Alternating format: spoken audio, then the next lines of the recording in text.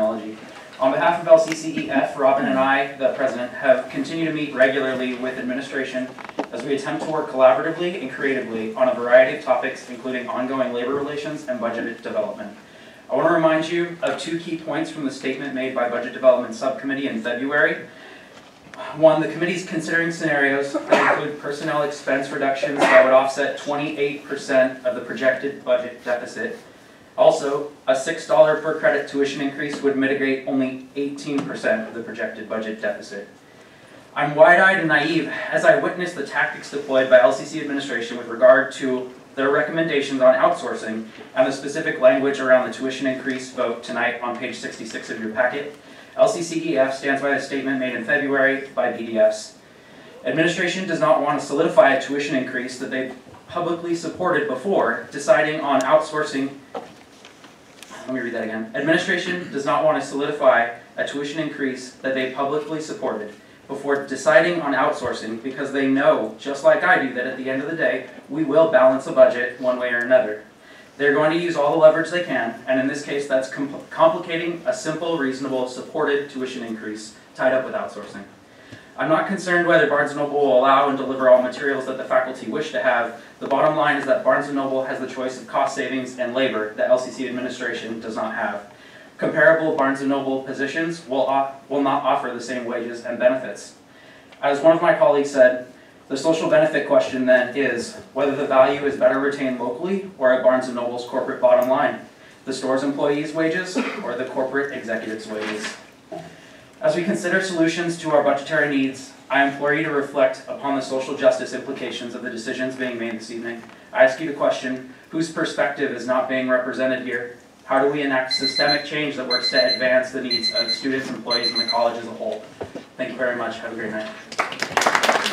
Robin Dyer, Amadeo Levine, and Nick Heel.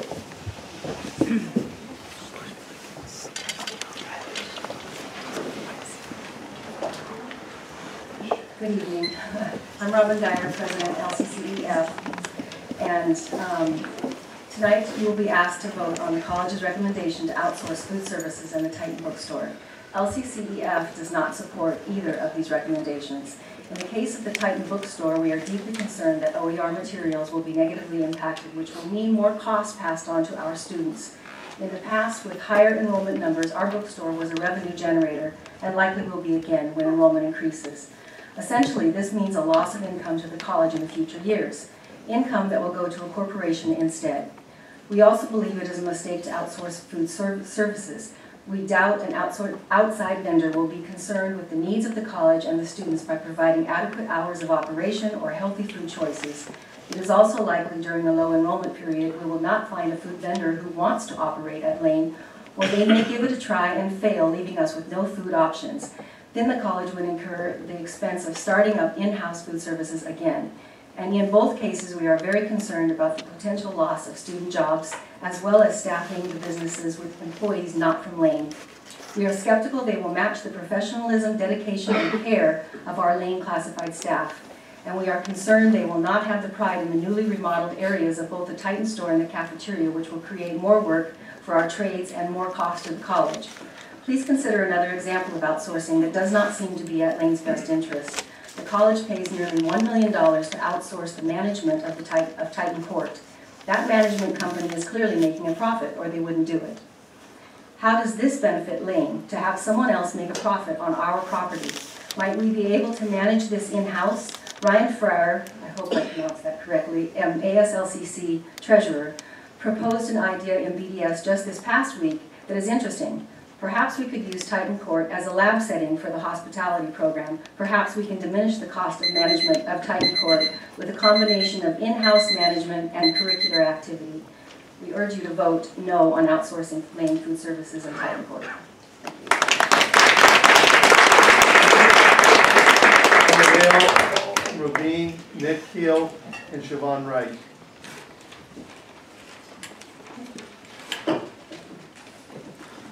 Need a moment to get started.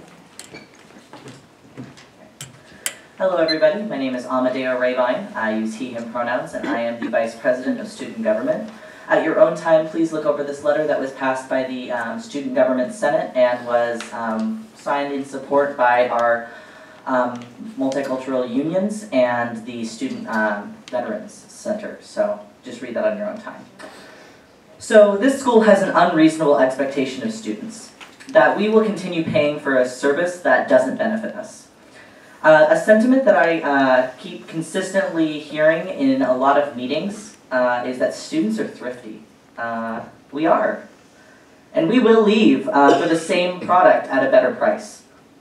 Students need you to think about other options to increase enrollment. So here's this study done by the Brigham Young University.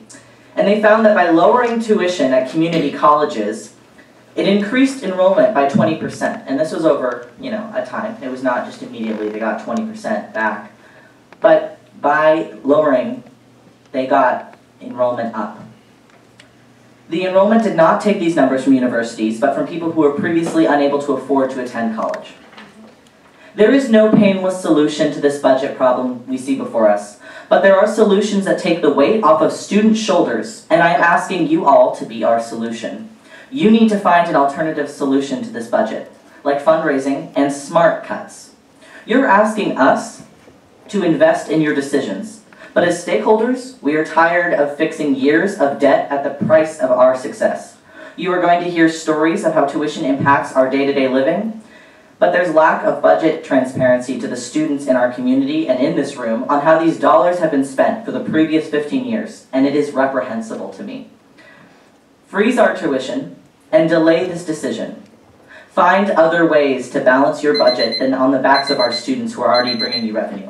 We can do better, and we will, at other institutions if you won't.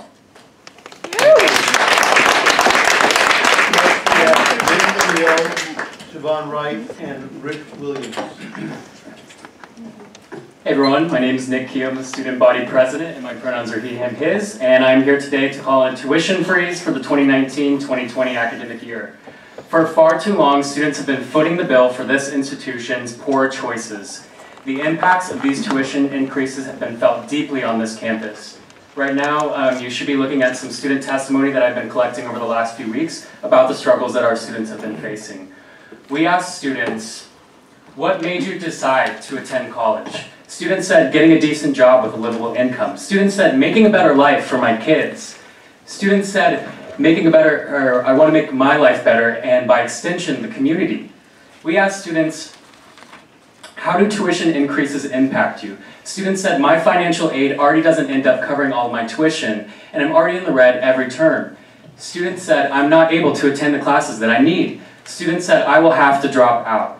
Students said, I will have to work more hours, which will take away from study time. Students said, I already can't afford going to Lane Community College and will not be attending next year.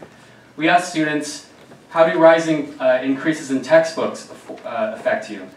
Students said, less money for me to have gas, housing, food, etc. Students said, I have to choose between a healthy diet and overpriced books. Students said, my last book was $200. That's food for my family for 2 weeks. It's quite clear that students are struggling on this campus and they're not being set up for success. If we continue to price students out, they will leave and find more cost-effective options, leading to further declines in enrollment. And as we all know, that's the reason we're in this mess, partially. So the student body is here, the community is here, and we are empowered. And we know how to vote, and we are calling on a tuition freeze, because we deserve a break. Students will no longer go into student loan deficits to make up for college deficits. Enough is enough. We can do better.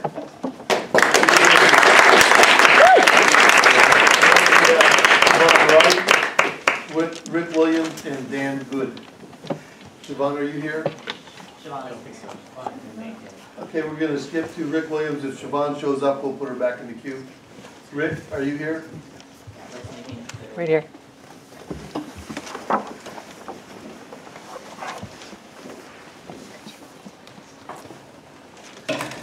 So hello everyone, my name is Rick Williams, also Artemis Ori. I'm the State Affairs Director for Lane Community College Student Government, as along with being a freelance educator. I'm here today not to stand in student government because Elizabeth Andrea, the Multicultural Programs Coordinator, asked me to give a testimony about cultural competency on this campus. However, I don't have 3 hours, nor am I being paid to give you cultural competency education. Nor do I have the time to tell you the amount of students who have faced racial, trans, disability injustice on this campus, including myself. I was not paid to educate 3 GSDA positions for the student government. I was not paid to educate the Multicultural Programs Coordinator on how to do their job.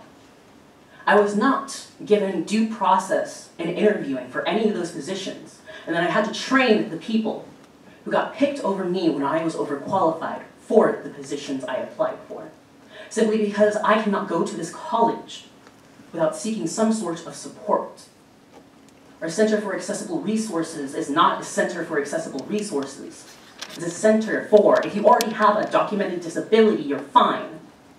It's a center for pushing you away, telling you you need to find $1,000 out of your own pocket to be able to get diagnosed with a disability that you were diagnosed with when you were 8 years old, because my accommodations lapsed. That is not accessibility. That is not justice. If we have almost 25,000 students total at this campus, 1 in 4 Americans have a disability. That's 6,250 students you are underrepresenting on your campus. That is another 3% of students come from K-12 education because they are continuously told you are too stupid to be able to seek an education. And here, I am told not because I have accommodations, not because of my disability. I am told I will not get support because I don't have the money. And I will not be able to go to this college for the money.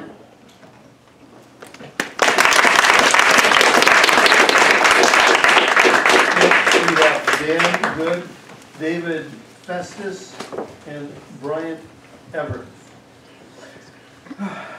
It's a little cold in here. I feel a freeze coming on.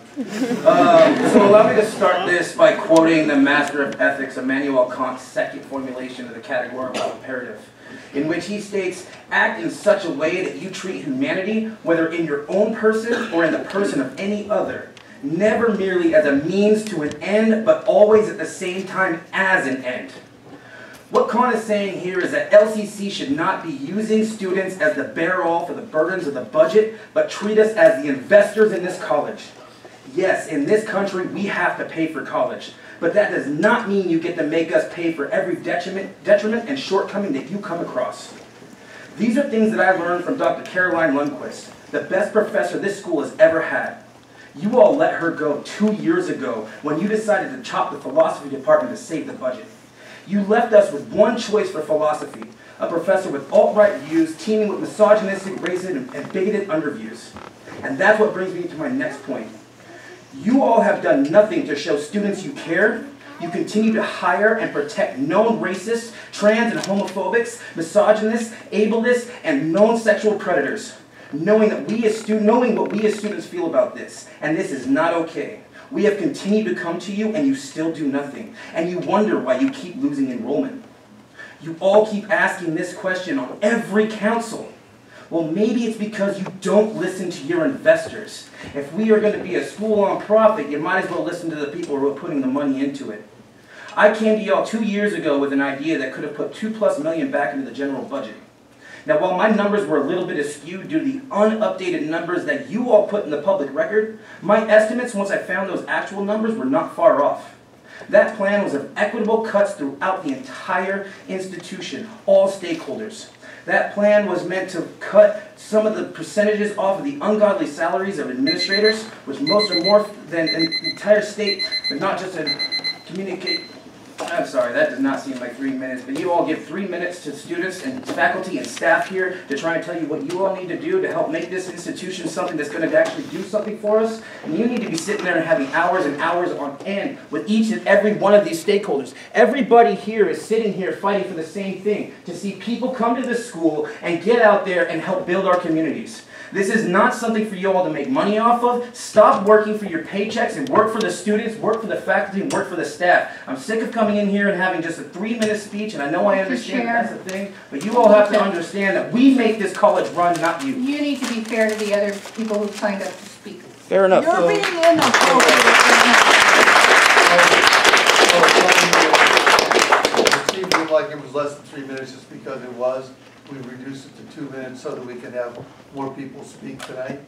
No, I'd like to mention on how ableist that is. I have a slow voice, I have cerebral palsy, and you are being ableist by making this section unaccessible and by setting a 2-minute wait on people who have speech difficulties. It is ableist and you are showing your prejudice against disabled students. Okay.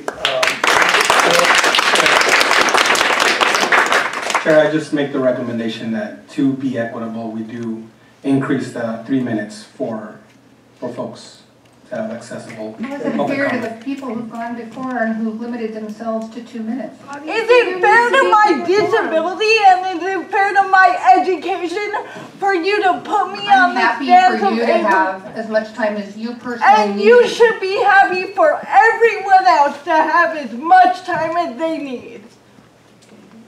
Mr. Chair? Yes.